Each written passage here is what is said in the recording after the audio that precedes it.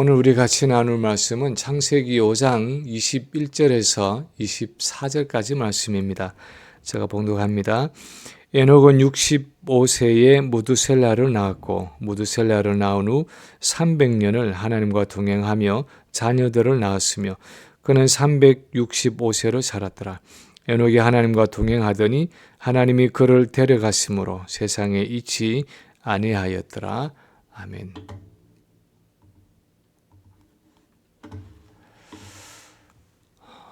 한국에서 24시간 예수님을 바라보자 하고 외치던 그 목사님이 65세로 은퇴를 하고 지금은 예수 동행 운동이라는 사역에 전념을 하고 있습니다. 그분이 하고 있는 그 사역에 With the Jesus Movement라는 그 웹사이트에 가보니까 영적 위기의 시대라는 제목으로 며칠 전에 그 목사님이 올린 글이 있었습니다. 이렇게 썼습니다. 예수 동행일기를 쓰는 일을 목회에 적용해 보라고 권했더니 성공할 자신이 없어 못하겠다고 한 목사님이 있었습니다. 그 마음을 충분히 이해할 수 있을 것 같습니다. 지금 이 시대에 보이지 않는 예수님을 바라보며 매일 일기를 쓰고 그것을 나누며 살라 하면 좋아할 교인들, 따라올 교인들이 몇이나 되겠는가 말입니다. 예수님과 동행하자. 그리고 그 동행한 이야기를 매일 일기로 써보자 하는 것인데 왜 교인들이 싫어하고 따라오지 않을까 하는 생각을 혼자서 해보았습니다. 나름대로 짐작하는 것은 예수님과 동행한다 하고 말하면 많은 사람들이 너무 비현실적이다 또는 신비주의다 하고 생각한다는 것입니다. 하나님이 우리와 함께 계신다 하는 정도는 받아들일 수 있지만 내가 예수님과 동행한다.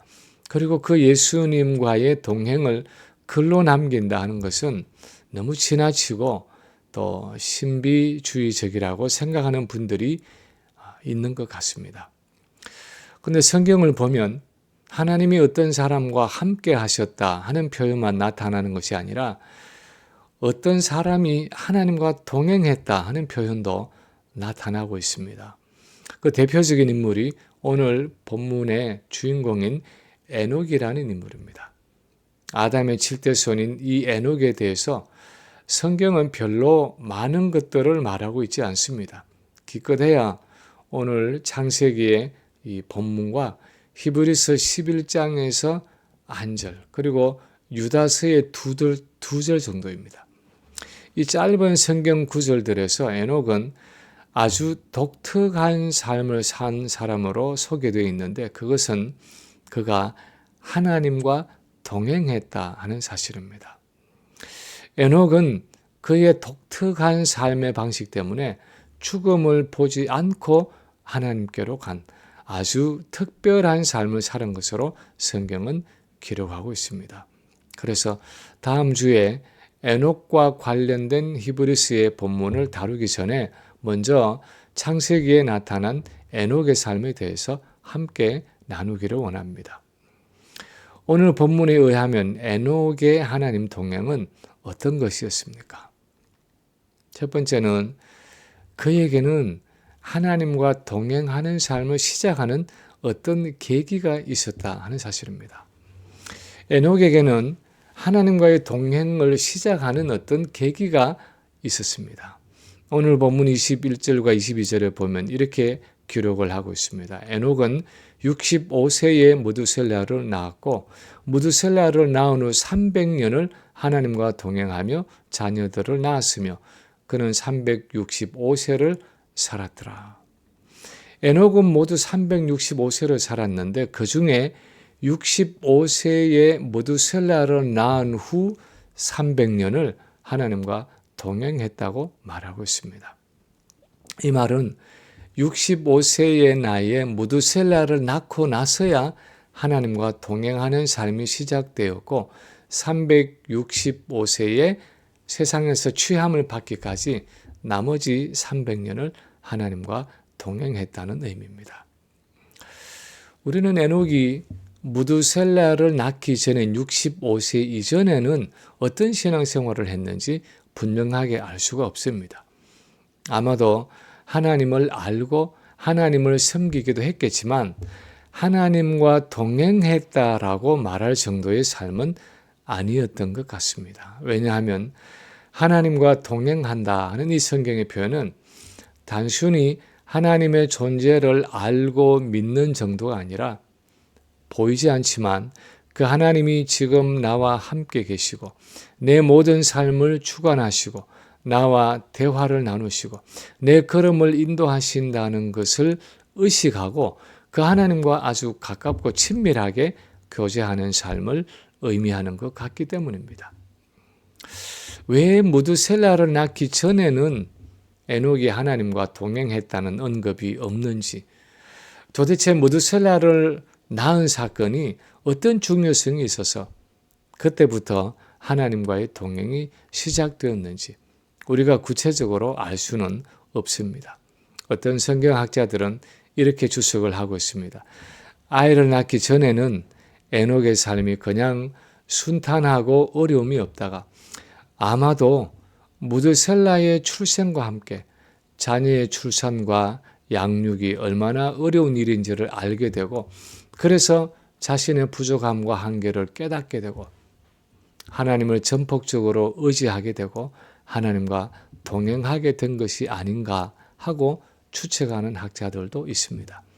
그러나 그것은 어디까지나 추측이고 우리는 그 자세한 이유는 알 수가 없습니다.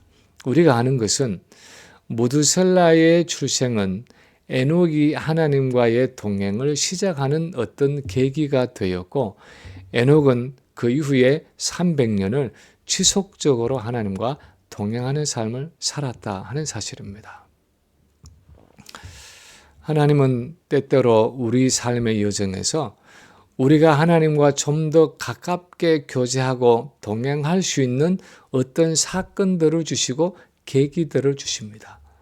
전에 없이 내 자신의 연약함과 죄악됨을 깨닫게 하시고 하나님의 은혜가 아니면 아무것도 할 수 없는 자신의 한계를 보게 하시고 그래서 매 순간 하나님을 의지하고 하나님의 도우심을 간구하고 하나님과 동행하게 하는 어떤 전환점이 되는 사건들을 우리에게 주신다는 것입니다. 예를 들어서 애굽 사람을 쳐 죽이고 미디안 광야로 도망해서 40년을 지낸 모세의 삶이 그렇습니다. 그 전에는 교만과 혈기로 충만한 사람이 모세였습니다. 내가 마음만 먹으면 무엇이든 할 수 있을 것 같은 자신감이 있었습니다. 바로의 노예로 살고 있는 내 동족을 내 손으로 한번 구원해 보자는 열정이 넘쳤습니다. 그래서 애굽 사람을 쳐 죽이고 미디안 광야로 도망쳤는데 그 40년의 광야 생활은 그를 아주 겸손한 사람으로 만들었습니다. 하나님이 모세를 지상에서 가장 온유한 사람이라고 말씀하실 정도로 자아가 부수어지고 하나님만 온전히 의지하는 사람이 되었습니다. 베드로의 삶도 그랬습니다. 그는 무엇을 하든 자신만만했습니다. 다른 제자들이 다 스승을 버려도 자기는 감옥에도 가고 죽는 데까지도 함께 갈 수 있다고 호언장담했습니다. 허세가 아니라 실제로 그렇게 믿고 있었습니다.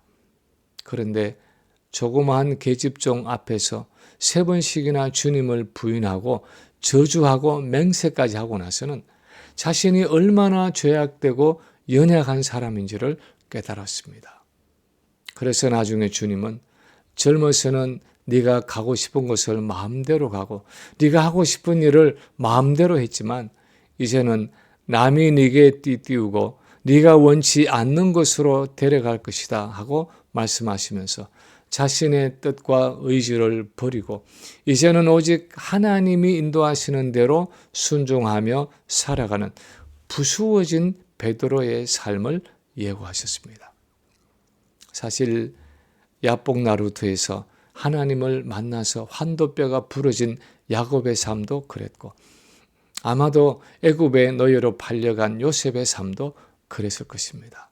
많은 신앙의 인물들이 인생의 어떤 사건과 계기를 통해서 그 이전과는 다른 더 깊은 하나님과의 교제, 더 지속적인 하나님과의 동행을 시작하게 된 것을 성경에서 볼 수 있습니다.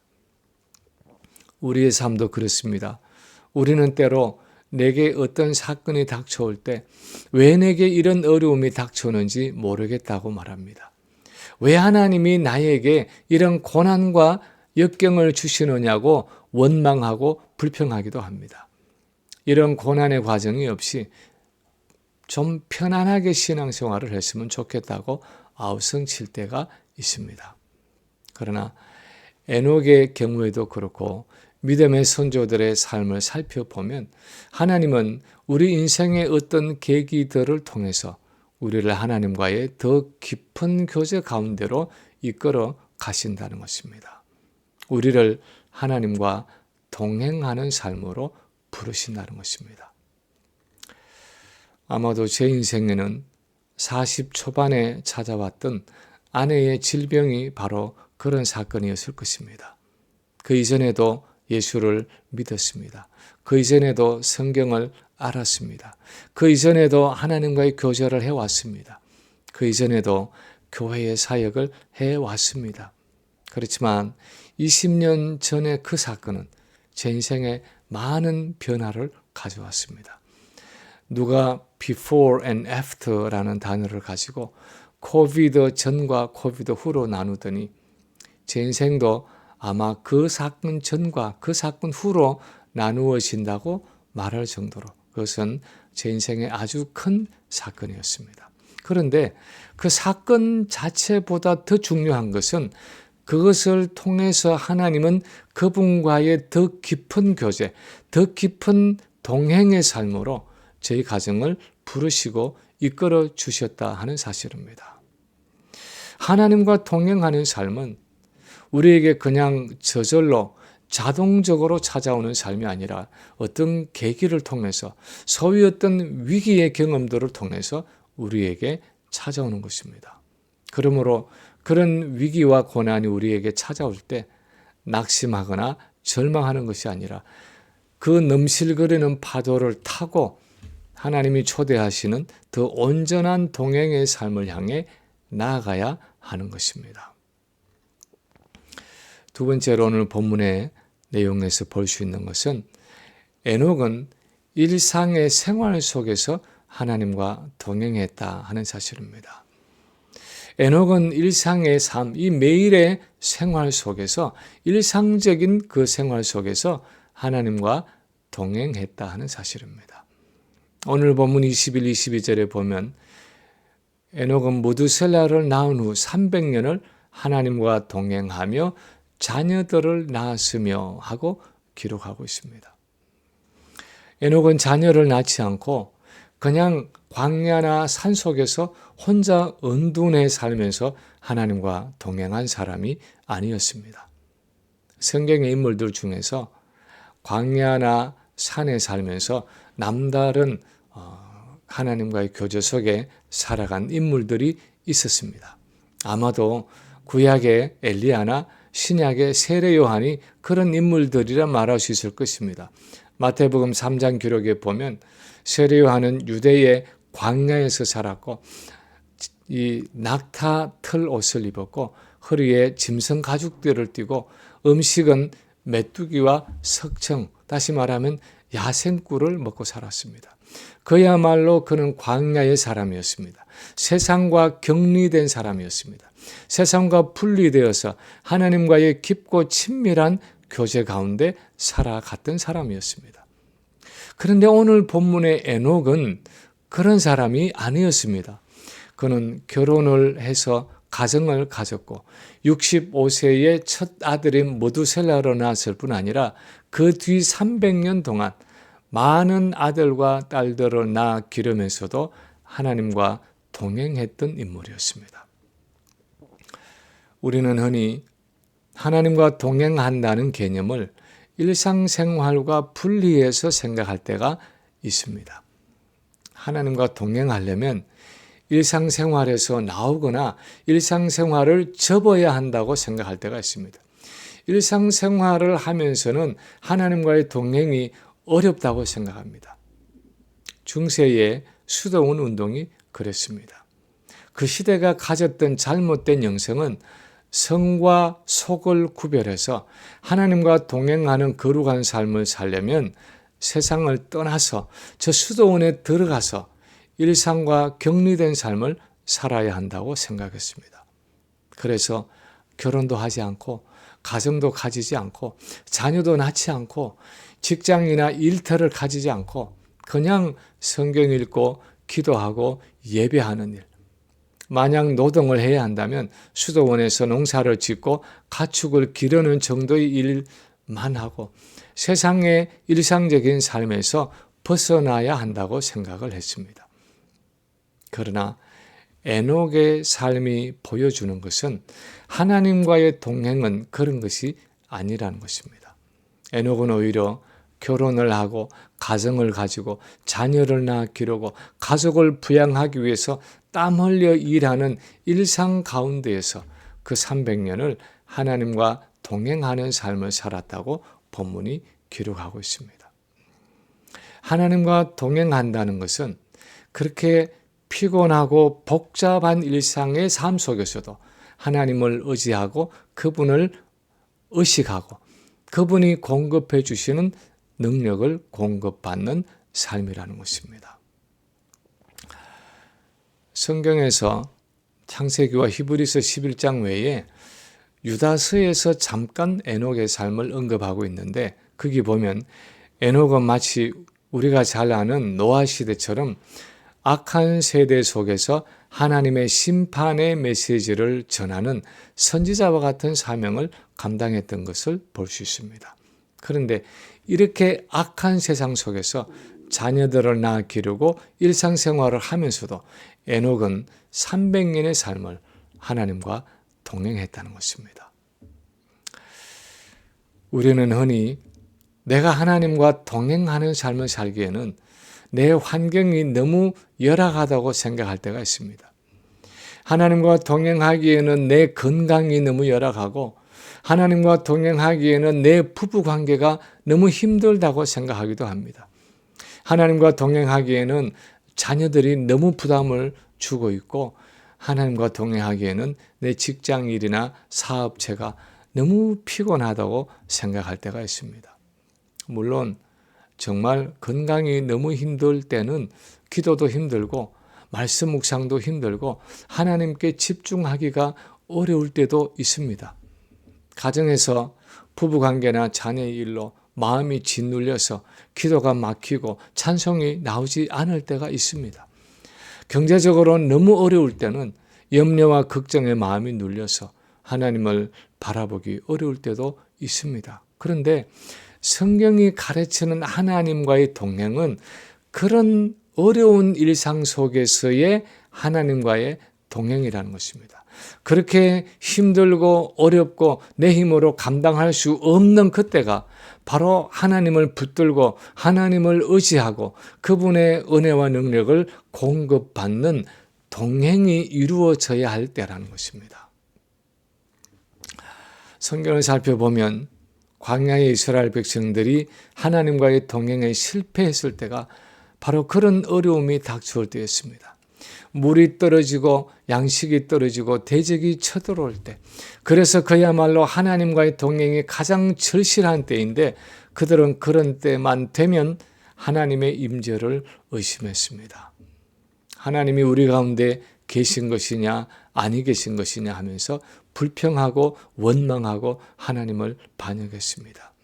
하나님은 그때마다 너희 입을 크게 열어서 구해라. 그러면 내가 응답할 것이고 그 응답을 통해서 내가 너희 가운데 있다는 그 사실, 그 증거를 보게 될 것이다 하고 그렇게 말씀하셨지만 그들은 가장 동행이 필요한 그때에, 가장 하나님과의 동행이 필요한 그때에 낙심하고 절망하고 하나님의 손을 놓고 떠나갔습니다. 그런데 에녹은 오히려 그런 어려움의 때에 믿음으로 보이지 않는 그 하나님의 손을 붙잡고 그분과 동행하는 삶을 살아갔다는 것입니다. 세 번째 또한 오늘 본문이 보여주는 것은 이 에녹의 하나님 동행은 이 땅에서의 그 에녹의 하나님 동행은 영원한 동행으로 이어졌다 하는 사실입니다.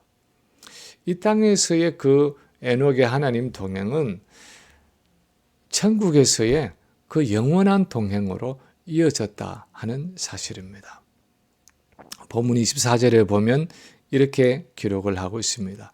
에녹이 하나님과 동행하더니 하나님이 그를 데려가심으로 세상에 있지 아니하였더라. 하나님이 그를 데려가심으로 세상에 있지 아니하였더라. 다시 말하면 에녹이 이렇게 하나님과 지속적으로 동행했기 때문에 하나님은 에녹이 죽음을 보지 않도록 이 땅에서 바로 취해서 천국으로 가셨다는 것입니다. 에녹은 참 특이하게도 우리가 1년이라고 말하는 365일을 연수로 계산한 365세를 살고 하나님께로 갔는데 100년을 겨우 사는 우리가 보기에는 이 365년은 굉장히 긴 세월 같지만 사실 그 당시 나이로는 아주 젊은 나이였습니다. 에녹의 아버지 야렛이 962세까지 살았고 에녹의 아들 무두셀라가 969세로 살았습니다. 그러면 365세에 이 땅에서 취함을 받은 에녹은 그 당시 평균 나이의 3분의 1 정도밖에 살지 못한 것입니다. 그런데 왜 하나님은 이렇게 젊은 나이에 에녹을 취해서 하늘로 데려가셨을까요? 성경에는 그 이유에 대한 설명이 없습니다. 어떤 학자들은 더 이상 이 죄악된 세상에서 고통당하지 않도록 하나님이 에녹을 일찍 데려가셨다 하고 말합니다. 그런데 하나님이 그를 데려가심으로 세상에 있지 아니하였더라 하는 이 구절 앞에 에녹이 하나님과 동행하였더니 하는 수식구를 붙여놓고 있는 것을 보면 아마도 에녹이 이 땅에서 너무나 친밀하게 하나님과 동행했기 때문에 하나님이 그와 더욱 가깝게 동행하기 위해서 이 세상에서 취해서 천국으로 데려가셨다라고 볼 수도 있을 것입니다. 이 약한 세대 속에서도 그 어렵고 힘든 상황 속에서도 하나님과 신실하게 동행한 그 상급으로 하나님이 천국에서 주실 그 영원한 생명을 앞당겨서 에녹에게 주셨다고 말할 수도 있을 것입니다. 어떤 신학자들은 에녹이 죽음을 보지 않고 옮겨간 그 영원한 생명은 바로 하나님과 동행하는 우리 성도가 예수 그리스도를 통해 얻을 영생을 상징하는 축복이라고 주석하기도 합니다. 그러나 그 이유가 무엇이었든 간에 분명한 것은 이 땅에서 에녹이 시작한 그 하나님과의 동행은 죽음을 넘어서 영원한 천국으로 이어졌다 하는 사실입니다. 에녹은 그 죽음이라는 관문을 통과하지 않았고 우리 대부분의 사람들은 죽음이라는 관문을 통과해서 옮겨져 가지만 이 땅에서든 천국에서든 우리 성도의 삶의 본질은 하나님과의 동행이라는 것입니다. 그 하나님과의 친밀한 동행이 하나님이 우리를 자기 형상으로 창조하신 목적이었고 그것이 범죄로 우리 인간들이 잃어버린 것이었고 그것이 예수님이 오셔서 회복하신 구원이었고 그것이 우리가 나중에 천국에 이를 때에 계속 이어질 영생의 삶이고 축복이라는 것입니다. 결국 이 에녹의 삶은 우리 그리스도인의 삶의 본질이 무엇인지를 보여주는 일종의 쇼케이스와 같은 일종의 샘플과 같은 것입니다. 많은 사람들이 이 땅에서의 삶과 천국에서의 삶을 분리해서 생각합니다. 흔히들 이 땅에서의 삶은 은퇴 전 현역의 삶이고 천국에서의 삶은 은퇴 후에 쉬는 삶이라고 생각합니다. 여기서 열심히 예수 믿고 하나님을 섬기고 많이 충성하면 천국에 가서 그 상급과 보상을 많이 받아서 푸근하게 쉬고 즐긴다 하는 개념으로 생각을 합니다. 그런데 성경을 보면 우리 신앙 생활을 보는 방식이 좀 다른 것을 알 수 있습니다. 요한복음 17장 3절에 보면 영생은 곧 유일하신 참 하나님과 그가 보내신 자 예수 그리스도를 아는 것이니이다 하고 예수님이 말씀하셨습니다. 영생은 바로 예수님을 통해서 성부 하나님을 알고 성령을 통해서 그분과 교제하는 것, 다시 말하면 하나님과 교제하고 동행하는 것, 그것이 바로 구원과 영생의 본질이라는 것입니다. 그냥 죽지 않고 영원히 사는 정도가 아니라 이 땅에서 믿음을 통해서 시작된 그 하나님과의 교제와 동행이 세월이 갈수록 점점 더 깊어지고 친밀해져서 마침내 담대하게 죽음을 통과해서 영원한 동행으로 이어지는 것, 그것이 바로 영생이라는 것입니다. 많은 사람들이 죽음을 단절의 개념으로 생각합니다. 죽음으로 모든 것이 멈추고 끝나고 상실된다고 생각합니다. 내가 이 땅에서 하던 활동들이 멈추어지고 관계들이 끊어지고 내가 소유했던 그 모든 것을 잃어버린다고 생각합니다. 그러나 성경은 그렇게 가르치지 않습니다. 죽음은 내가 가진 모든 것이 영원한 성격으로 변화되는 축복의 관문입니다. 내 육신이 영원히 죽지 않는 부활 육체를 입게 되고 내가 이 땅에서 누리던 삶이 천국에서 완전한 모습으로 이어집니다. 이 죄악된 세상에서 죄의 저주와 연약함으로 갇혀있던 모든 한계와 죄악들을 벗어버리고 그 모든 것을 더욱 온전하게 누리게 되는 것이 바로 천국입니다. 로마서 8장 18절 이하에 보면 피조물이 다 이제까지 함께 단식하며 함께 고통을 겪고 있는데 이 온 피조물이 하나님의 아들들이 나타남을 간절히 기다리고 있다는 것은 예수님이 재림하실 때 온 피조물이 새롭게 되어서 하나님의 자녀인 우리가 그 모든 것을 완전하게 누릴 것을 예고하고 있는 것입니다. 저는 이 땅에서 지금 우리가 누리고 있는 많은 것들을 장차 우리가 들어갈 새하늘과 새 땅에서 더욱 풍성하고 온전하게 누릴 것이라고 생각합니다. 그런데 이 새하늘과 새 땅에서 누릴 축복 중에 가장 크고 본질적인 것이 바로 하나님과의 동행이라는 것입니다. 믿음으로 이 땅에서 시작된 하나님과의 동행이 죽음을 넘어서서 그 영원한 세계에까지 이어지는 것, 그것이 바로 구원이고 영생인데 에녹의 삶은 이 땅에서 하나님과 동행하는 자의 삶은 죽음조차도 초월한다는 그 사실을 보여준다는 것입니다. 죽음이 더 이상 죽음이 아닌 그 하나님과 동행하는 자의 축복을 바로 이 에녹의 삶을 통해서 예시해 주고 있다는 것입니다. 제가 신학교 공부를 할 때 가르쳤던 교수님들 중에서 하비 칸이라는 교수님이 계십니다. 우리 한국 이름으로는 간하베 교수님으로 잘 알려진 분입니다. 12년 동안 한국의 선교사로 사역을 하면서 신학교에서 여러 과목들을 강의하시고 특별히 도시 선교에 관심이 있어서 동두천에 있는 율락 여성들에게까지 찾아가서 열심으로 전도하시던 분이었습니다. 그분이 다시 웨스트민스터 신학교로 돌아와서 교수로 25년을 섬기셨는데 노년에는 건강으로 많은 어려움을 겪었습니다. 부인은 치매에 걸리고 본인은 앞이 거의 보이지 않을 정도로 시력을 잃으셨는데 설상가상으로 나중에는 전립선 암이 재발되어서 66세의 나이에 세상을 떠나게 되었습니다.